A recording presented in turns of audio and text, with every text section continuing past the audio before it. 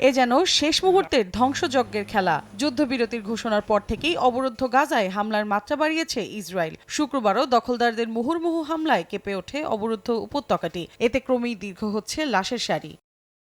নানা নাটকীয়তার পর অবশেষে বন্দি বিনিময় চুক্তিতে সম্মত হয়েছে ইসরায়েল। শুক্রবার এক বিবৃতিতে এ তথ্য জানিয়েছে দেশটির সরকার। ইসরায়েলি প্রধানমন্ত্রীর কার্যালয় জানায়, বন্দি মুক্তি চুক্তিতে সম্মত হয়েছে হামাস ও ইসরায়েল। একই দিন বিনিয়ামিন নেতানিয়াহুকে অবগত করার পর মন্ত্রিসভাকেও বিষয়টি জানানোর জন্য নির্দেশ দেন প্রধানমন্ত্রী। এর আগে বৃহস্পতিবার শেষ মুহূর্তের চুক্তিতে ফিলিস্তিনের স্বাধীনতাকামী সংগঠন হামাস কিছু শর্তে পরিবর্তন করতে চাওয়ার অভিযোগ করে মন্ত্রিসভায় অনুমোদনের জন্য ভোটাভুটি পিছিয়ে দেন বিনিয়ামিন।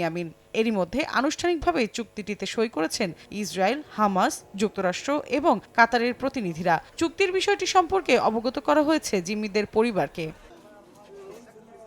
তবে যুদ্ধবিরতি ও বন্দি বিনিময়ের চুক্তিতে ভাঙনের সুর উঠেছে ইসরায়েলি মন্ত্রিসভায়। বন্দি বিনিময় হলে পদত্যাগ করার হুমকি দিয়েছেন দেশটির জাতীয় নিরাপত্তা মন্ত্রী ইতামার বেন-গাভির।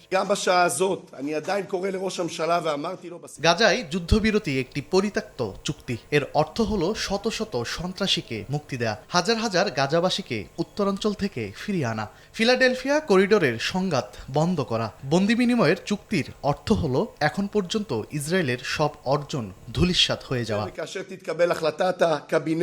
বিশ্লেষকরা বলছেন, কট্টর ডানপন্থী এই নেতার পদত্যাগে দেশটির পার্লামেন্টে কমে যাবে ক্ষমতাসীনদের আসন সংখ্যা, নেমে আসবে ৬৮ থেকে ৬২-তে। এতে চ্যালেঞ্জের মুখে পড়বেন বিনিয়ামিন নেতানিয়াহু। এমনকি নেতানিয়াহুর অন্যান্য সহযোগীরা যদি বেন-গাভিরের সঙ্গে যোগ দেয়, তবে পতন ঘটতে পারে সরকারের।